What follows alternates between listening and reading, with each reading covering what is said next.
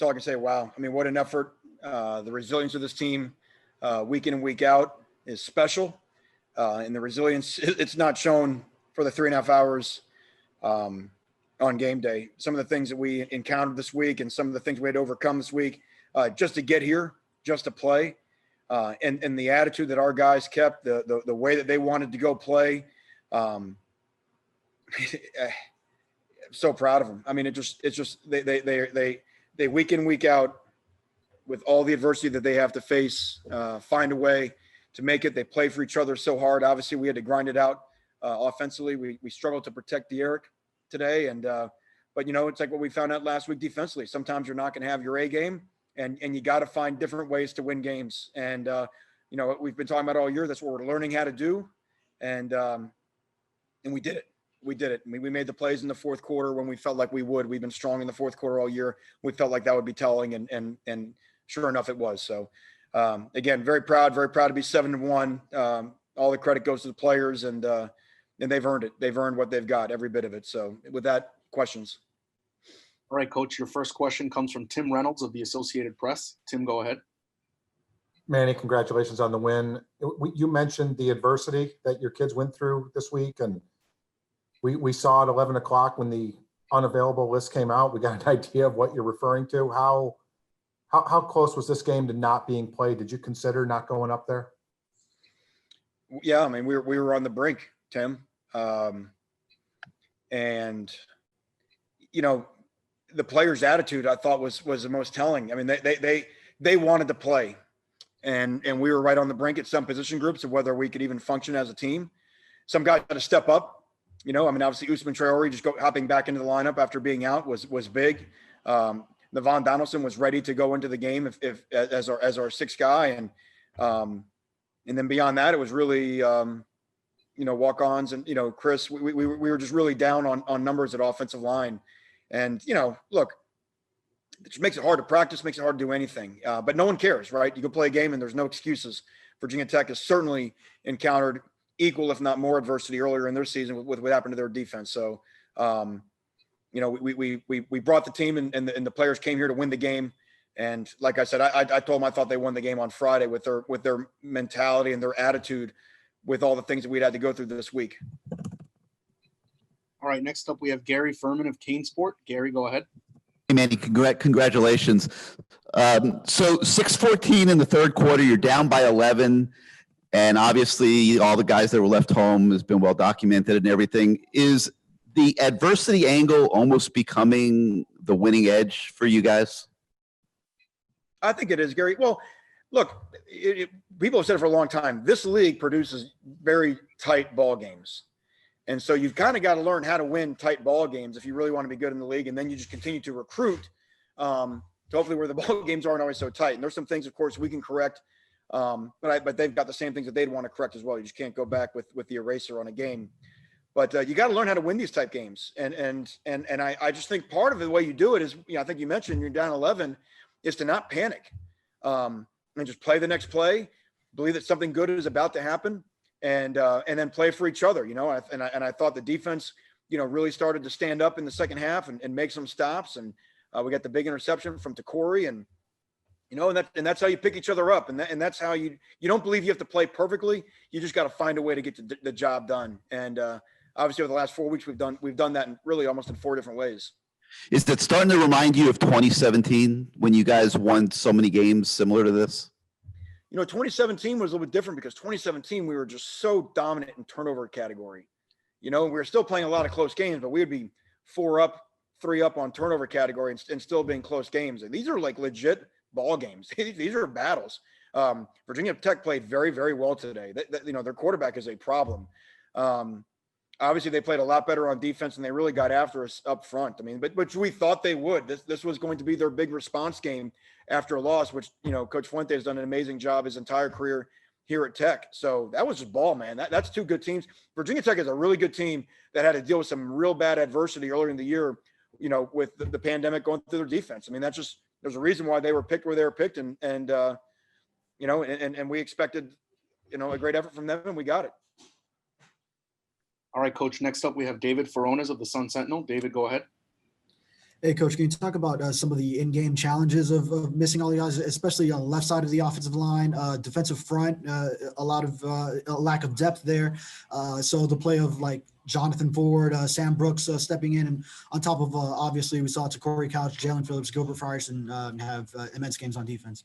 Yeah. Well, first and foremost, I mean, by the grace of God, we stayed healthy during the game because obviously there were some scenarios that if some guys went down, it was going to get really dicey for us. But yeah, I mean, you don't have a lot of options, and guys got to play a bunch of snaps.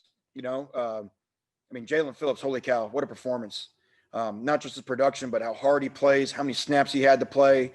You know, you got that last drive where you're rushing the passer on basically every snap, and I think that was him that made the tackle on the the miracle play. So a lot of guys had to make those similar efforts again, without having, watching the film, even for Usman to go from playing no snaps and being out to just jumping in and playing a whole game at the tempo we play. And you mentioned Sam, I mean, so many guys had to step up today and obviously we're not perfect, but they found a way to get it done. All right, Coach. Next up, we have Manny Navarro of The Athletic. Manny, go ahead. Hey, Coach. I'm curious how many guys you knew maybe early in the week were going to be out, or if this was sort of a late thing where the majority of the guys was like late in the week where, it was a surprise type of deal. It was probably gradual, Manny. There was Okay. a little bit as the week went on. So, that's kind of what 2020 is. You come to work and you find out what you got to deal with that day. There's no easy days. There's always something you have to adjust to. And the players, like I said, I mean, they're the ones that got to play. And this is their finite time in their career, and it's a next man up mentality, and they just soldier on, move on, and again, same deal. We adjust to the way that we have to practice and not being able to furnish scout teams for each other and all that, and the guys they find a way to get the work done they need to get done. All right, Coach. We have time for a few more. Next up, we have Mark Berman of the Roanoke Times. Mark, go ahead. Congratulations. I believe you held them to 0 points on their last 5 possessions. What did you think your defense started doing better late in the third quarter and throughout the fourth quarter to keep them from scoring again? Well, I thought we did really the way the game went defensively. We had one poor drive. We didn't tackle very well in the third quarter. That led to a touchdown. In the first half, we really felt that there were a lot of good signs for a good defensive performance because we were stopping the inside zone and we're stopping the stretch. We let the quarterback loose. We misplayed the power read and let the quarterback loose. And again, Hooker's good enough to take that for a touchdown. And then the other drive, they had a critical third down conversion that got them going. And then their tempo just unnerved us that drive. And those, as I recall, I think those were really the 3 drives where they got the majority of their points. But we did feel like we were winning the battle up front. And we were playing better than we had played on some of those run. We feel like our run defense is starting to improve here in the last couple of weeks, just in terms of the way we're playing blocks. So I think that was a part of it, and obviously they had in those 5 drives you're talking about no margin for error because it was a 2-score game for a lot of that time. All right. Next up, we have Andrea Adelson of ESPN. Andrea, go ahead. Hey, Manny, I have 2 unrelated questions. The first one, when you say this game was on the brink of not being played, what and when was that decision made? When was the decision made to play it, and what was the ultimate deciding factor to play?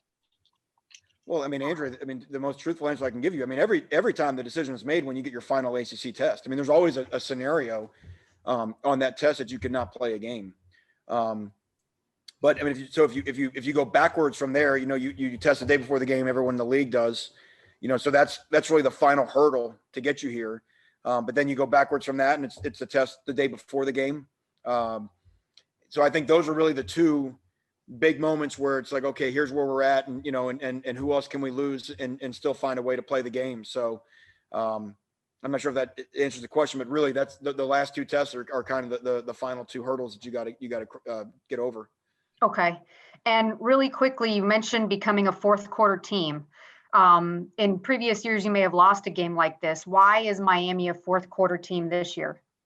Well, I think the way that we practice, I think our tempo offense, I think what we're doing in the weight room with David Feely, I think we were plus 22 in the fourth quarter going into this game. And I think the last 5 games we were even better than that. It was what I forget what it was. It might've been plus 35 or 30 something. And we've seen it. We've seen teams wear down, through with our tempo and just not be able to hang. And our guys be able to play a lot of snaps and still play very well. in that time of the game. You think about some of the plays the last couple weeks. Last week it was Harley on the slant. This week it was Pope on the slant. And not just be able to make the catch, but be able to finish, run out of the tackle, and go make it happen. So I thought Virginia Tech played very hard and very well over 4 quarters. But we're certainly able to maintain our energy level for 60 minutes. All right, next up we have David Wilson of the Miami Herald. David, go ahead. Hey, Manny. This is now the second straight game where Takori's made, feels like 2 or 3 of your biggest fourth quarter plays on defense. What do you feel like has kind of clicked for him these last 2 weeks? It feels like that nickel blitz has obviously become a real weapon for you guys defensively. Yeah, Takori's done a great job, on the nickel blitz, but the play he made in coverage, that was just straight man coverage, and they're throwing a post. And, man, so many guys almost make that play. They lay out and they almost have, and the ball kind of squirts out and hit the ground. And to make that play at that moment of the game, that's competitive greatness. And I think Takori is what's happening. I think he's just getting comfortable of being in the game now, having a large role and starting to make those plays. How about, the play he made on punt coverage, sprinting down the field 55 yards and whacking the dude down there is that just shows the effort, the want to that Takori has. So really proud of his development, and his role will only increase because of it. It's kind of an easy comparison to make, but is he starting to remind you of Trajan? Yeah, I get what you're saying. There's certainly some same as. Just even the way they played in high school. They've got that dog mentality in them, and but again, he's playing as good as anybody we have in the back end right now. All right, Coach. Thanks for taking the time to talk with us, and have a safe trip back to Miami. You got it. Thank you all.